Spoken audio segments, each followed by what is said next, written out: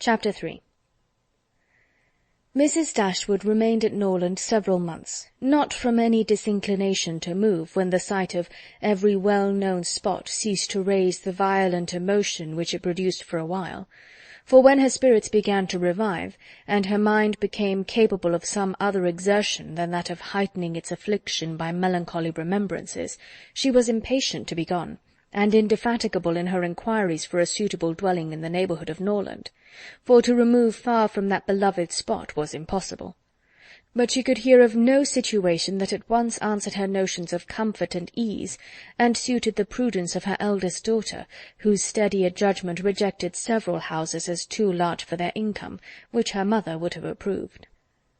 Mrs. Dashwood had been informed by her husband of the solemn promise on the part of his son in their favour, which gave comfort to his last earthly reflections.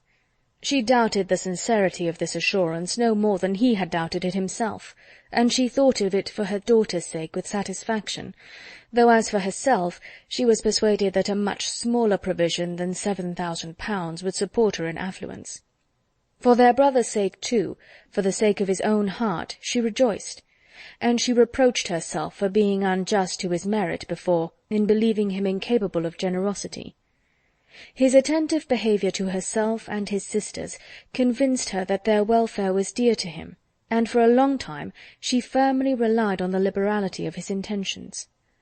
The contempt which she had, very early in their acquaintance, felt for her daughter-in-law was very much increased by the further knowledge of her character, which half a year's residence in her family afforded, and perhaps in spite of every consideration of politeness or maternal affection on the side of the former, the two ladies might have found it impossible to have lived together so long, had not a particular circumstance occurred to give still greater eligibility, according to the opinions of Mrs. Dashwood, to her daughter's continuance at Norland.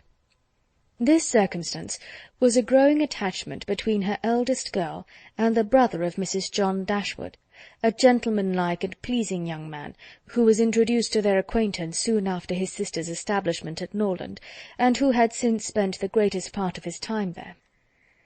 Some mothers might have encouraged the intimacy from motives of interest, for Edward Ferrars was the eldest son of a man who had died very rich, and some might have repressed it from motives of prudence, for, except a trifling sum, the whole of his fortune depended on the will of his mother. But Mrs. Dashwood was alike uninfluenced by either consideration. It was enough for her that he appeared to be amiable, that he loved her daughter, and that Eleanor returned the partiality. It was contrary to every doctrine of hers that difference of fortune should keep any couple asunder who were attracted by resemblance of disposition, and that Eleanor's merit should not be acknowledged by everyone who knew her was to her comprehension impossible.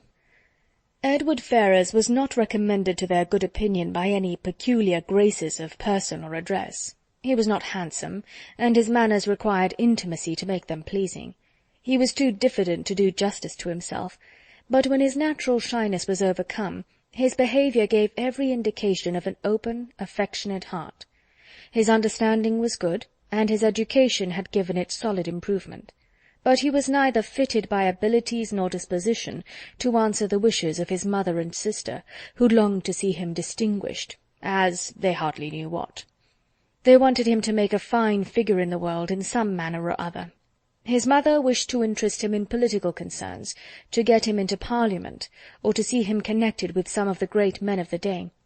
Mrs. John Dashwood wished it likewise, but in the meanwhile, till one of these superior blessings could be attained, it would have quieted her ambition to see him driving a barouche.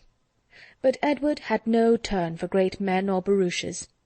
All his wishes centred in domestic comfort and the quiet of private life. Fortunately, he had a younger brother who was more promising. Edward had been staying several weeks in the house before he engaged much of Mrs. Dashwood's attention, for she was at that time in such affliction as rendered her careless of surrounding objects. She only saw that he was quiet and unobtrusive, and she liked him for it. He did not disturb the wretchedness of her mind by ill-timed conversation. She was first called to observe and approve him farther by a reflection which Eleanor chanced one day to make on the difference between him and his sister. It was a contrast which recommended him most forcibly to her mother. "It is enough," said she. "To say that he is unlike Fanny is enough. It implies everything amiable. I love him already." "I think you will like him," said Elinor, "when you know more of him." "Like him?" replied her mother with a smile. "I feel no sentiment of approbation inferior to love." "You may esteem him." "I have never yet known what it was to separate esteem and love." Mrs. Dashwood now took pains to get acquainted with him.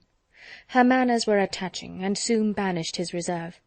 She speedily comprehended all his merits. The persuasion of his regard for Elinor perhaps assisted her penetration, but she really felt assured of his worth, and even that quietness of manner, which militated against all her established ideas of what a young man's address ought to be, was no longer uninteresting when she knew his heart to be warm and his temper affectionate. No sooner did she perceive any symptom of love in his behaviour to Elinor than she considered their serious attachment as certain, and looked forward to their marriage as rapidly approaching. "In a few months, my dear Marianne," said she, "Elinor will, in all probability, be settled for life. We shall miss her, but she will be happy." "Oh, mamma, how shall we do without her?" "My love, it will scarcely be a separation. We shall live within a few miles of each other, and shall meet every day of our lives. You will gain a brother, a real affectionate brother. I have the highest opinion in the world of Edward's heart. But you look grave, Marianne. Do you disapprove your sister's choice?" "Perhaps," said Marianne, "I may consider it with some surprise. Edward is very amiable, and I love him tenderly, but yet he is not the kind of young man. There is something wanting. His figure is not striking. It has none of that grace which I should expect in the man who could seriously attach my sister. His eyes want all that spirit, that fire, which at once announce virtue and intelligence. And besides all this, I am afraid, mamma, he has no real taste. Music seems scarcely to attract him, and though he admires Elinor's drawings very much, it is not the admiration of a person who can understand their worth. It is evident, in spite of his frequent attention to her while she draws, that in fact he knows nothing of the matter. He admires as a lover, not as a connoisseur. To satisfy me, those characters must be united. I could not be happy with a man whose taste did not in every point coincide with my own. He must enter into all my feelings. The same books, the same music, must charm us both. Oh, mamma, how spiritless, how tame was Edward's manner in reading to us last night! I felt for my sister most severely. Yet she bore it with so much composure, she seemed scarcely to notice it. I could hardly keep my seat. To hear those beautiful lines, which have frequently almost driven me wild, pronounced with such impenetrable calmness, such dreadful indifference! He would certainly have done more justice to simple and elegant prose. I thought so at the time, but you would give him Cowper. Nay, mamma, if he is not to be animated by Cowper.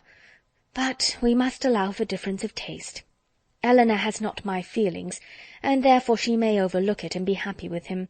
But it would have broken my heart, had I loved him, to hear him read with so little sensibility. Mamma, the more I know of the world, the more I am convinced that I shall never see a man whom I can really love. I require so much. He must have all Edward's virtues, and his person and manners must ornament his goodness with every possible charm. Remember, my love, that you are not 17. It is yet too early in life to despair of such a happiness. Why should you be less fortunate than your mother? In one circumstance only, my Marianne, may your destiny be different from hers. Chapter 3